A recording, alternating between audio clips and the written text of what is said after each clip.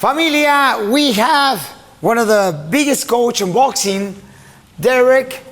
It's incredible to see your gym over here. You're gonna learn about what some of the mistakes that the boxers make, how he was able to be a boxer, why he decided to create his amazing gym right here. And he's been training one of the best boxers, and he's gonna tell me what he does for the community. He does a lot of things. That's why I follow you, Coach. Thank you. I appreciate it. Thank you so much for letting me be in this amazing gym. Right. You do a lot, and that's why I was like, man, it's important because we have a segment that we call ¿A qué venimos a Estados Unidos a triunfar? Why we came to the United States to triumph. Right. And you really give us an example what you do. Right. When you were born, it was not easy. The challenges. I want you to talk to me about the challenges. So, you know, growing up, what's funny about it is, to be honest, people don't know. So my mother had my older brother when she was 15 years old. She had me when she was 19 years old.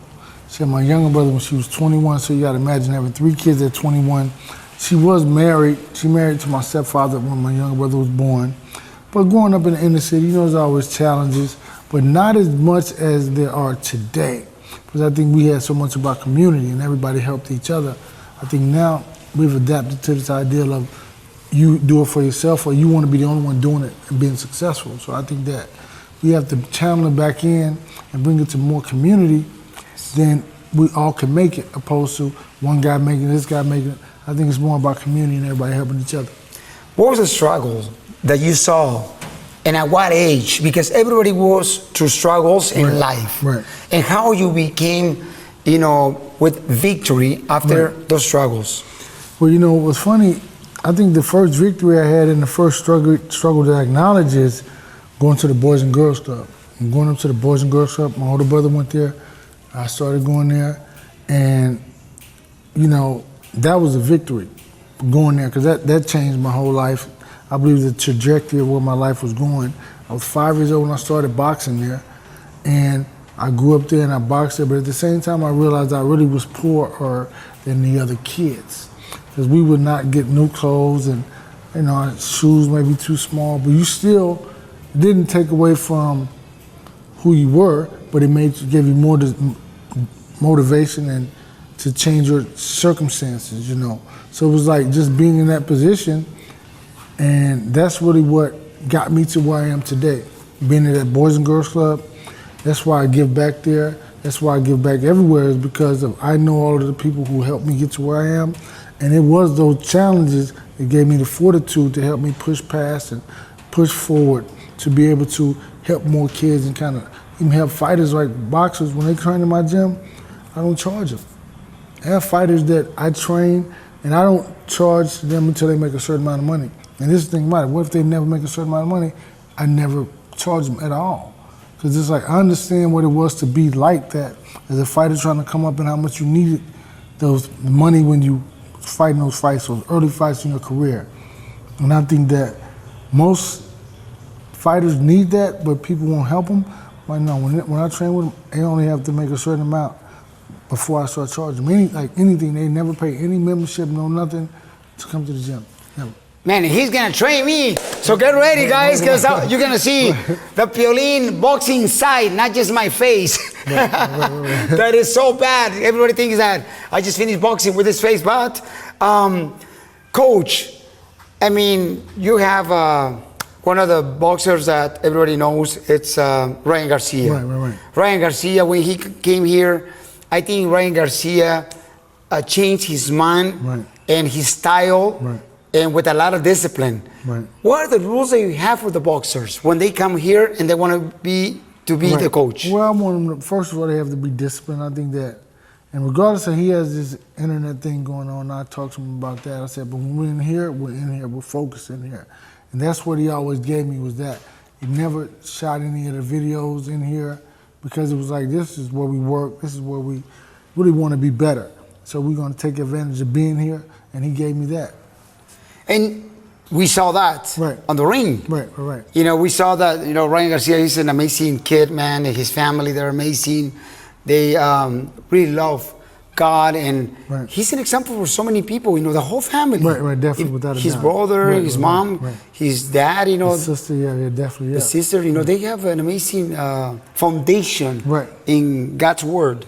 You're right, that's right. And that's really what it's all about. I think that I always say that if you say that you are this, then be that, right? So if you're this, then be that. And they are the example of that. They said we're Christians, we're this, and they fall back on the word. No matter what you say you are, who you say you are, be that individual. And that's who they are, yeah. Coach, what are the mistakes that some of the boxers, when they become professional, most of them, they make the same mistakes? Right. I think that they enjoy a little bit of the celebrity. I think when they start to get better and everybody around them starts to tell them that they're great, and then they start not to listen as much, right? And I think that that's a big issue, because I think that that is one of the things that changes their whole career. You can be this guy on a great trajectory to be phenomenal, but then when other people listen and get in your ear, you lose focus, you lose discipline, and you think it's you and not the relationship and the team. So I think that's a big issue. What do you learn from your mom? Hey, you know, my mother taught me so many things, and this is one of the things that She was hard? no, she was loving but disciplined, right? So when my Love hurts. Right, yeah, that's the love word hurts. says. Right, yeah. Loving but disciplined, right? Yeah. Patience. Right. But the thing about my mother, when she had it in her bathroom, right, and I have it in my bathroom, when she passed away years ago, but it says, it is better to sit in silence and be thought a fool than to speak out and remove all doubts. And so I have that, right? So you think about people when they can't figure you out, it's better to sit in silence and be thought a fool than to speak out and remove all doubts. And I think that's been patient, has been calm, has been calculative to the point to where you can be who you are without having to join the room. Where did your mom learn that phrase? I think it was just that you realize that everyone doesn't have to know what you're thinking, right? And everyone doesn't have to know how great you are, how great you're not. Most people broadcast that out before they get in the room. I'm this, I'm that, I'm this, I'm that, instead of just gradually letting it come out and you see it in pieces and bits. So, you know, I think that having humility and being patient and being honorable is one of the things you have to be. What was the best joy that you gave to your mom? I think that the best joy I gave to my mother is my deal is to always be the man that she wanted me to be. So what that means is to be disciplined, to be focused, and to grow into the individual that she wanted me to be. And I think that that's probably the greatest joy I could have given her, is to become the man that she wanted me to become. And I got like giving back and helping and community oriented, because we were poor, but there were people had less than we did. So we would always donate our clothes, and so I saw that in her, and that's what made me become the individual I am. From the Boys and Girls Club to giving my clothes and having clothes drives and everything, because I saw my mother do it. So you were like, at any point, telling your mom, why we're gonna give my clothes when I don't have enough to my neighbor? Because that's exactly what happened to me, you know, when I was in Mexico with my dad and my mom. And I was like, hey, you want me to give, you know, eggs to the neighbor when we don't have enough? Right. I think that. But I didn't know, I was a child, you know. You know, it said that how a lot of people say that they're Christians, and I put air quotations, but it said Jesus fed the multitude with a loaf of bread, right? So you think about, that's what you're supposed to do, replicate the idea of what you follow, whatever it is, replicate that. Go out and help the people, if that's what the case is. So for me, I saw my mother started out, and not only that, but I realized that what the community meant to me, how the Boys Club helped me, and how I'm supposed to go back and help them. That's my full responsibility, to go back and help my community, all the kids in my community, and I sponsor O.W. Holmes Middle School, and I sponsor my Boys and Girls Club also. So it's like, I have to be able to do those things because that's what was given to me, so that's my obligation. And Coach has his own foundation. Right, yes. your own foundation that is give back to the community, help the kids with education, scholarships. Right. You're making an impact in the community, and you're the light where there's no light for other kids. Well, I mean, I would hope to be the light. I think that I want to be to these kids, what other people were to me. I feel like I'm obligated to. So like people say, how do you feel when you do that? I have no feelings. When you're doing what you're supposed to be doing, and why would I take any gratification for that? It's like breathing, right? That's what you do normally and naturally. So why would I'm helping the people? No, I do it and I have no feelings about it because I'm doing what I'm supposed to be doing. Coach Derrick, when was the point where your mom teach you about your faith? How was that transition? Because sometimes parents, when they want to pour faith on their kids, a challenge. Right. Well, I grew up. I grew up in the church from when I was a little kid. So as a kid, I never knew anything different. I never knew anything different. We grew up in the church. So yeah. You never upset with God when your mom passed away, or the difficulties? Listen. When my mother passed away, I didn't even cry. The reason why I didn't cry is because, first of all, it is what it was. It was like, and she had cancer. And I realized from the perspective of, if I'm crying, I'm being selfish because I want more from.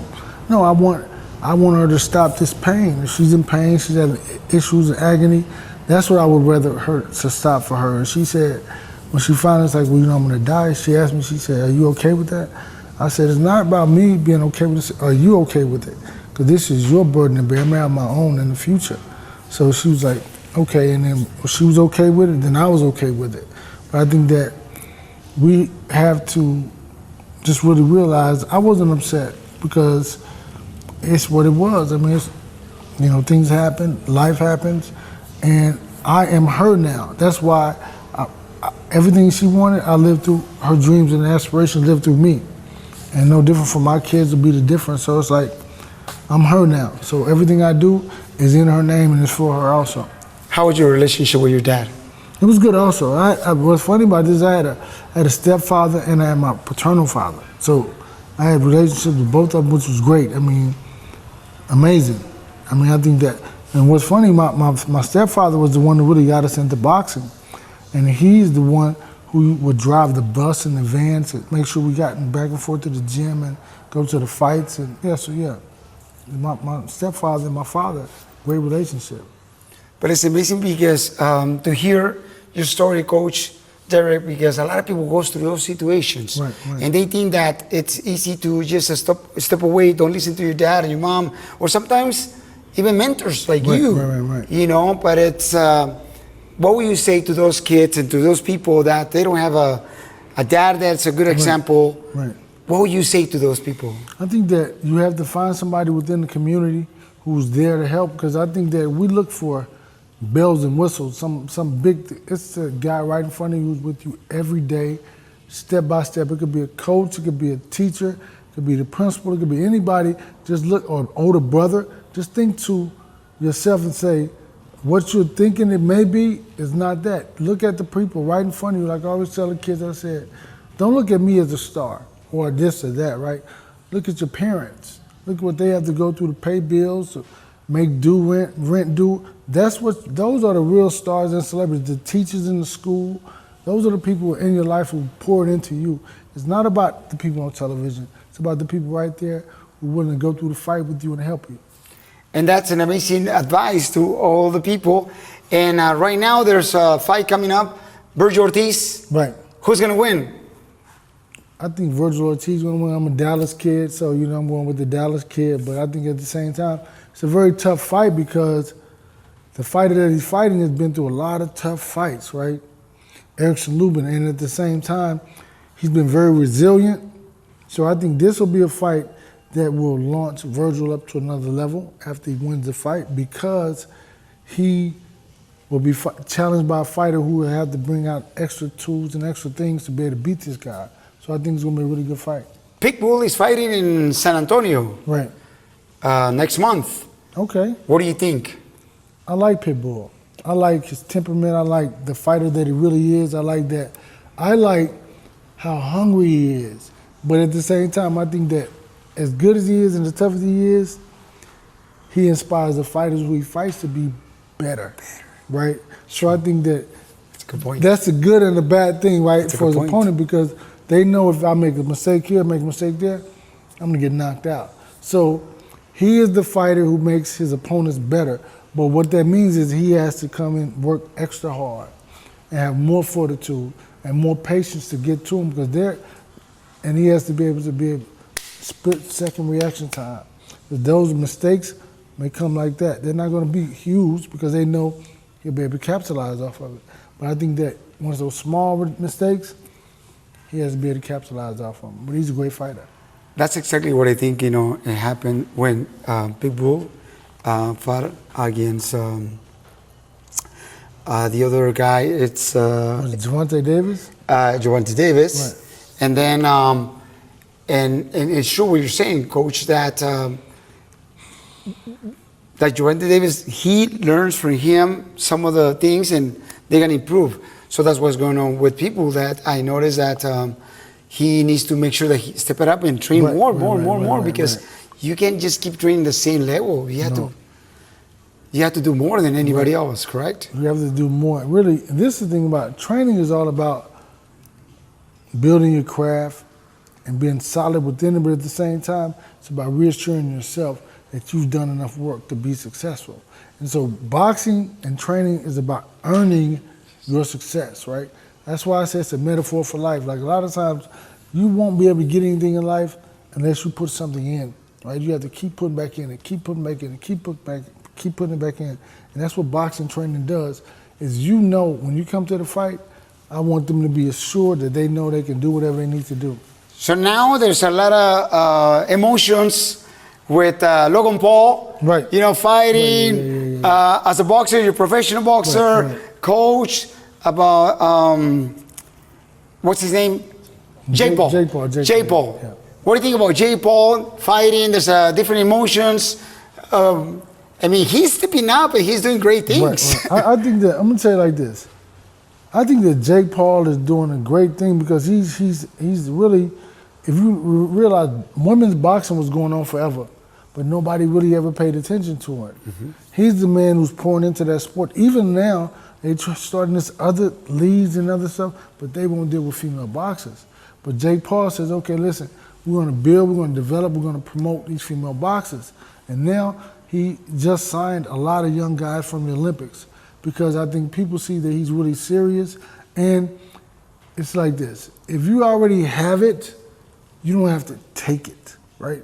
So he can be as honest as he needs to be, as he has to be successful. Most of the boxing business is not such an honest business, right? But with Jake Paul doing what he's doing, he can be honest, because these kids, they realize it, they're taking their time with them. He's helping, he promoted the female fight that had 74 million people watching, right? There's no other, and then even with the last Crawford and Canelo fight, they had 41 million people watching. So those women had 33 more million people watching the fight than even the Crawford and Canelo fight, because he knows how to promote the boxing matches. And that never happened. Never. Never. Jake Paul is doing a big impact. Right. Boxing, and especially because he's trying to get a lot of boxers, women that they want to create their own story, boxing too. Right. So that's great too, Right. Yeah. It's great when I watch him, because I'm like, man, look at him, and then you realize like what he's doing is he's letting them. He'll fight a fight, but he'll put them as a co-main event, because he wants everybody to see them fight, so they can do it on their own for the next time. It's great business. It's great.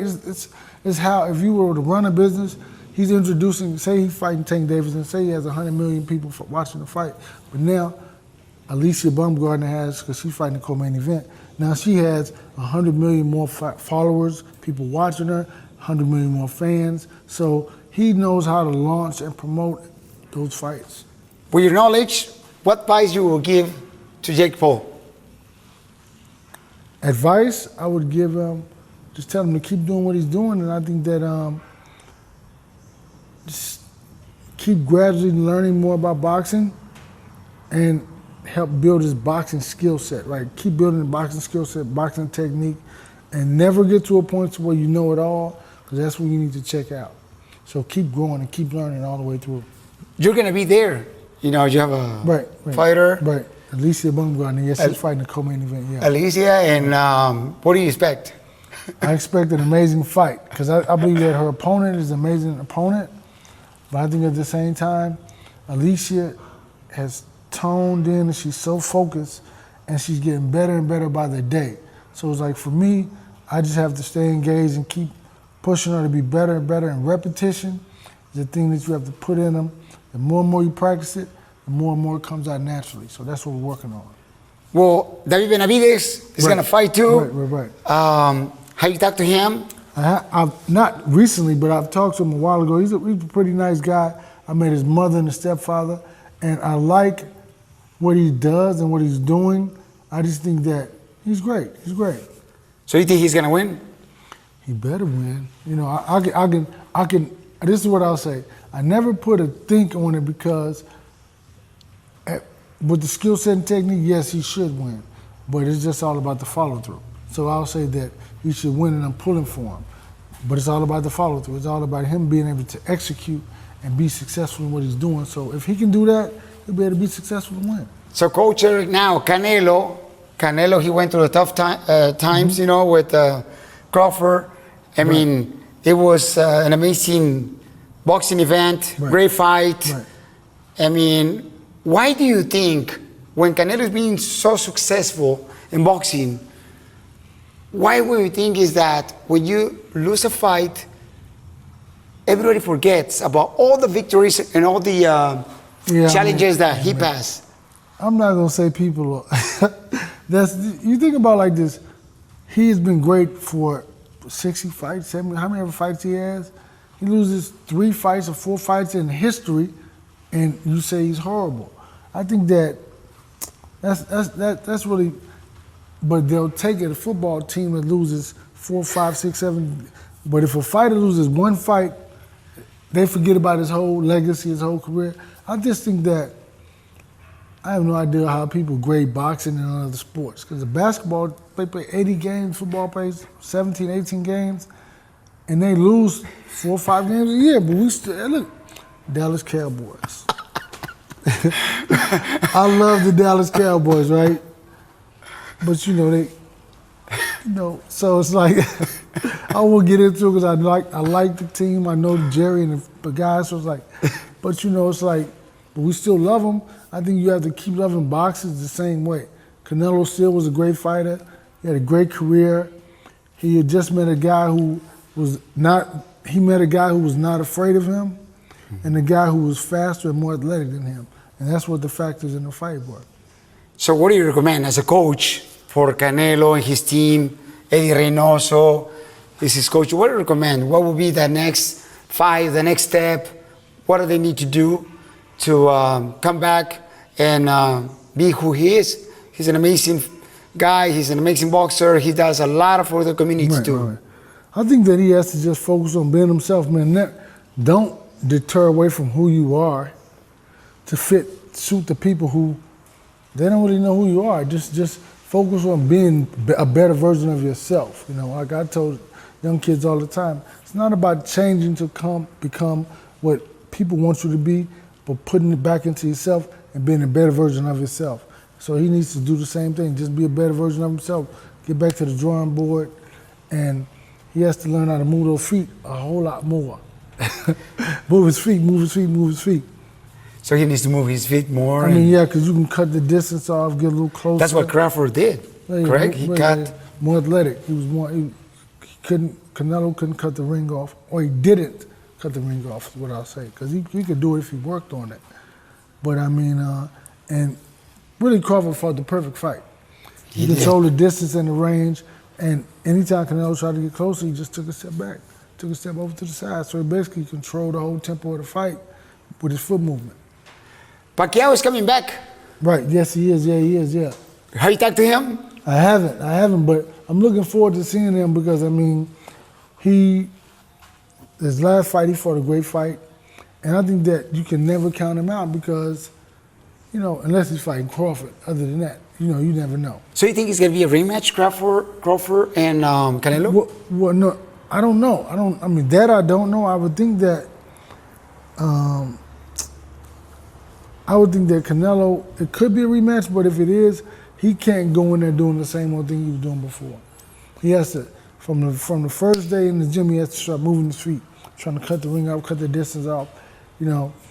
And so if he can do that, he may have a better chance, right? But I think that other than that, if he's not working on his foot movement and getting closer, because all the other fighters, they just sit right in front of him, it's easy to hit the heavy bag. But I think when you have to move and step, that was the more difficult aspect of the fight. So I think that, you know, it could be a rematch, or maybe not, I don't know. Crawford has an amazing story too. Right. Crawford, you know, has an amazing family. Right. And he has a lot of family values. Definitely. And yeah. Crawford, so do you think Crawford will fight against Pacquiao, and who will win? Oh, Crawford's gonna win the fight. If he fights Pacquiao, and I haven't heard anything of this, but I'm just saying if that fight would happen. I mean, plus Pacquiao, he's really, you know, he's at the age where, you know, he should take it easier with the fights and opponents opposed to taking a risk like that. I think that time has passed. I think they had their time when they were both with top rank. Other than that, I mean Pacquiao's what, almost 40 something, maybe almost 50. You know, just fight the fights, but you know, challenge yourself, but don't challenge yourself too far, too much. Ryan García, Coach Derrick, what is one of the things that you would like to see on Ryan García to come back and be the fighter that, you know, hungry that he's been through his whole career? Right. Yeah, I think that, I mean, I want Ryan to be the person that he knows he can be, right? Because he really is a very good, nice kid. Yes. Just be more of that, right? Be more of that. And the better you, like I said earlier, just keep putting back into yourself. Keep building yourself, keep building your individuality, who you are, and then you'll be able to be a better individual. And you can stand in any room, any ring. Just keep training, working, practicing, no matter what it is. So when you get to the opportunity where you go into the ring or do whatever, whether it's in the ring, on the stage, you can perform. So who you would like to see Ryan fighting next time? I never do that. So I never think about choosing opponents. I just help them get ready for the opponent. So I want everybody to fight who they want to fight. So if you say you want to fight that guy, okay, I want you to fight him. But I'm not saying that because that's his choice, you know. So I want him to fight whatever he wants to fight. That's amazing. And let me tell you guys something that I learned from Coach Derrick. Your foundation, please, how can we help? Because you're doing amazing things for the kids. Right. So the foundation is a community-based foundation. Is that so? What we do is we have scholarships for kids. We have we sponsor schools. We sponsor OWM Middle School. So I buy uniforms and clothes for the kids because they're financially challenged. You got to come to school wear uniform. I have a mental health endowment with Children's Medical Center of Dallas. And so what that does is any kid that has a mental health issue, they can tap into my endowment with the medical center. Then also we have the scholarships for college. And even though they are HBCU scholarships, that does not specify who can get them or not. It's just anybody from Dallas and the community, you apply for them, you can get them, regardless of whatever, race, that doesn't matter. If you apply and you're from Dallas, you can get it. How can you apply for that? So each year we have one, and it's named after my mother also. So, but at the end of the year we'll broadcast it, we'll put it on radio, we're gonna give it to you also. You can talk about it to where any other kids that wanna go to one of these universities, they can go. Wow, that's amazing, you know, for scholarships too, because a lot of kids that wanna really, you know, reach out their dream to go with a great education to college and the challenge.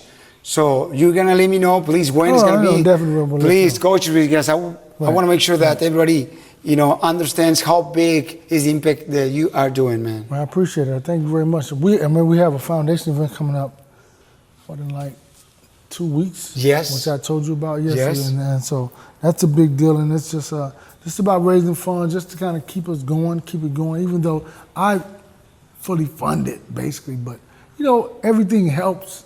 You know, so because my thing is like my responsibility. I know what it is to the kids in my community. I know what it is, and so with me knowing the responsibility, I have to. I mean, because I can't be a guy to sit up and complain or talk about it. Then it's right in front of me, right? I engage with these kids. I interact with these kids. I speak to kids all over the city. So it's like, it's my job and my obligation, and I do want help. That's why I put it on social media, not to talk about what I'm doing, but to get people to say, hey, listen, get involved. We want everybody to get involved because it's a community. I can only do so much, but we can do a lot with the community helping behind us. And that's the way our friendship started. Right, that's right, yeah. That's the way it started, because I saw what you were doing without you telling me. Right, that's right, yeah. And you have a show too. I have a show also, yeah. It's called, it's called In the Ring, Derrick James. And Why In the Ring? Because I mean, that's where everything happens for me, right? All the success, everything happens inside the ring. So it's in the ring with me taking the time, really talking about your love for boxing, your passion for boxing, and then workout. I mean, the conversation gives me a workout to kind of work with on tweaking your skill set or building your skill set at the same time. Man, you're gonna do a lot of work with me. No, don't worry about it, you'll be okay. Listen, I've seen you in so many boxing matches that, hey, listen, you're okay, you're learning. Plus you're here, we get a workout out, work with your skill set, you know. I want to say, it was one day I saw you, right? We were in Vegas, and we were in the airport, you remember? And we're talking, and you were talking to me about my foundation.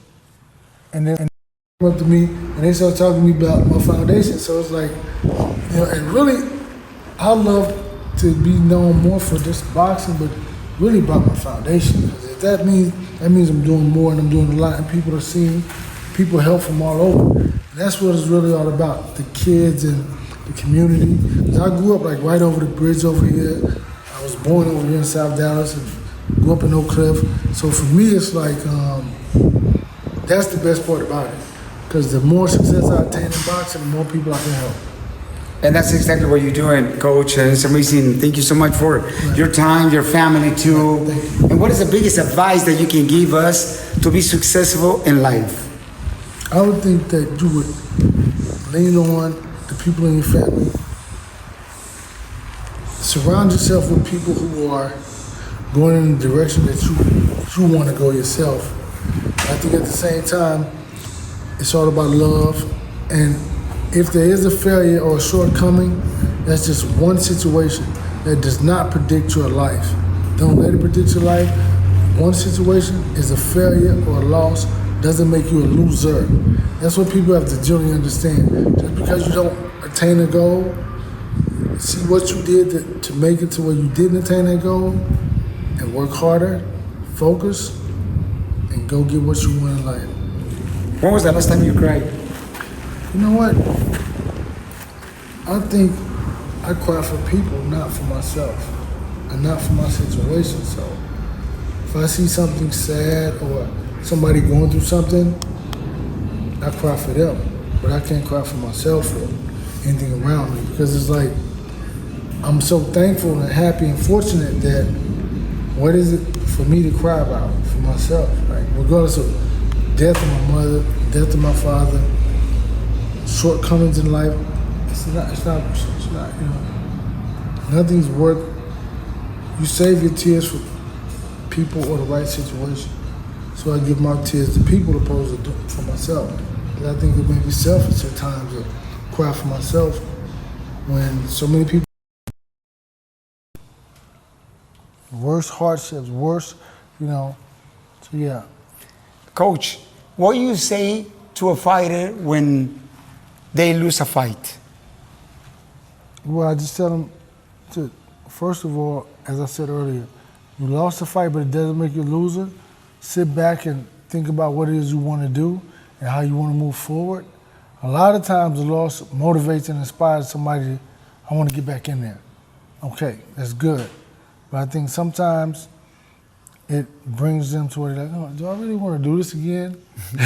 So it's like, you really got to kind of talk to them and kind of see where they are mentally and advise them from that perspective. I mean, and it's like what they really want. If this is what you want to do, this is what I want you to do. But if you're not really wholehearted and fully committed, I understand that also you should just retire or take some time off and come back stronger. And that's exactly what we need to do in different careers, in different, sometimes we need to take a step back, listen, relax, ask God for wisdom, and to go back to it. That's right, that's right. Don't run away from the things in front of you, because if you do, you'll be running for your whole life. What is your best verse of the Bible? You know, this is what I'll say. I don't necessarily have a best verse, but I have the best ideology from it. Is to where I love what Jesus did when he fed the sick, clothed the people, he gave shelter. That's what, if you think about it, and that's what, if you look at how I live my life, I don't have to tell you what it is, just you see it, right? How I'm giving shelter, feeding the kids, health care. Healing the sick is health care, it's mental health endowment, right? So all these other things, you can say, what do you think about, what does my foundation do? Every one of those things is something that he did. That is all right. So now get ready, because you need to teach me some of the moves in case you want to fight against me. Oh no, I won't fight you.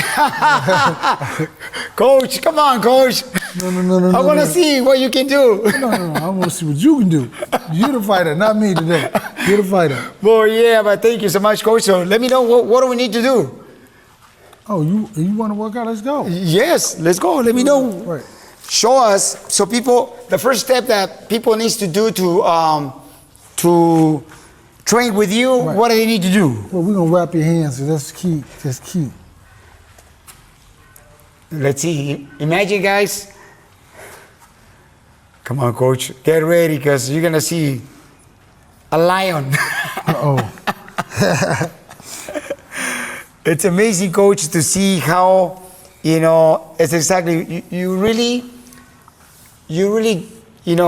with your actions, you can tell us, what do we need to do in life. And thank you so much, because it's amazing how you keep that every day of your life, and how people, how boxers, they come to you, it's because they see exactly what you can do for them too. I think so. Thank you. I think so. Appreciate that. Yes. And how can we see your show?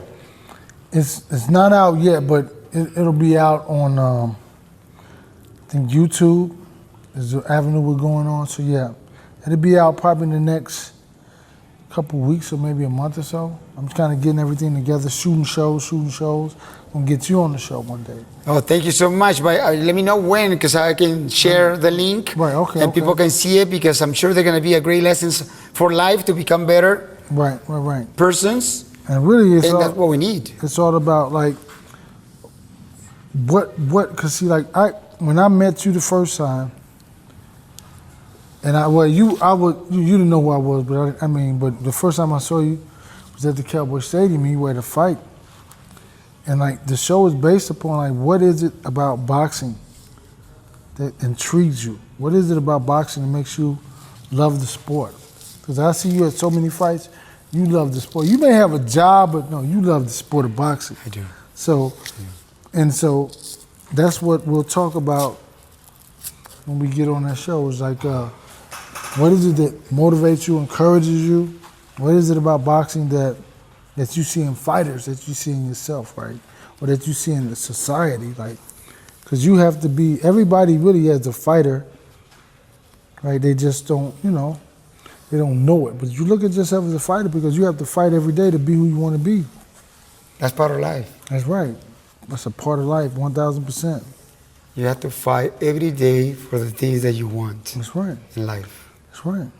In boxing, that's a great example of life. That's sometimes right. they put you down, and you need to wake up again. That's right. That's right. That happens in construction. That happens in landscaping. That happens in Everywhere. You right. people who cleans houses. Right. I mean, who goes to school. Right, Sometimes you fail a test and you feel like somebody knock you down. Right. It's all about, and then the thing about it too is, it's all about having humility even in the defeat, because you can't be better if you don't have the humility within yourself to accept the defeat. How can you be better? How can you look at what you did wrong or right? You have to be able to look at that and take an assessment of yourself to see what do I need to do to be better, or how can I be better. Who you would like to have in your show?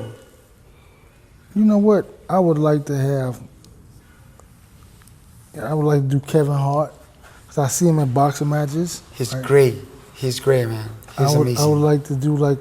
Kevin Hart is a great human being, great comedian. Right. And the thing about it is because I see what he does and how he helps a lot of people also, right? He helps put those guys on and do shows with them. And then he's really the boxing fan, right? So I think Kevin Hart's one of the guys. I'm gonna train Dame Lillard, because Dame has been to the gym. We're supposed to work out. He's been here before. And maybe, I know who, LeBron James. Because you can't be that big, you gotta learn how to fight. All the big guys gotta be able to, gotta be able to fight, so yeah. LeBron James, Kevin Hart. LeBron James, Kevin Hart, and who did I say? And Dame Lillard, yeah. So get ready, guys. Come on, share the word, share the link, because we need to reach each of them so they can come over here, or you can go over there. Oh yeah. I'm flying out to LA. I'm really out in LA. I don't know if let me see.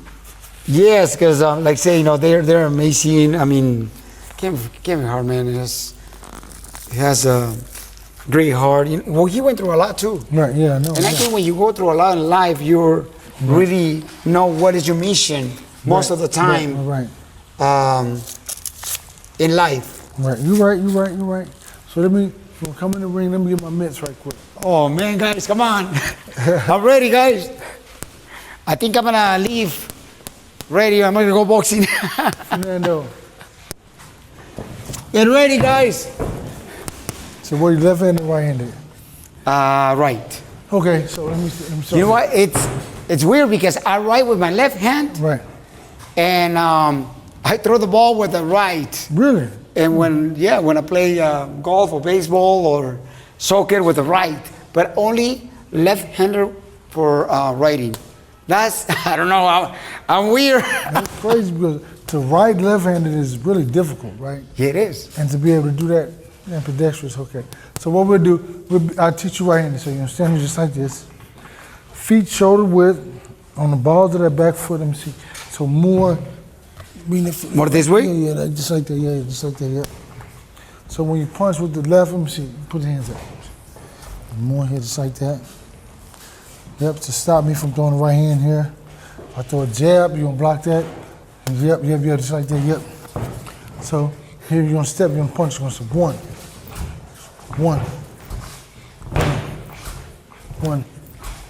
Now we're gonna go two. 1, 2. 1, 2. 1, 2. We're going 3, so we're just going 1, 2, 3. Back. 1, 2, 3. 1, 2, 3. Now 4, 1, 2, 3, 4. Let me see. So we're gonna watch my rotation.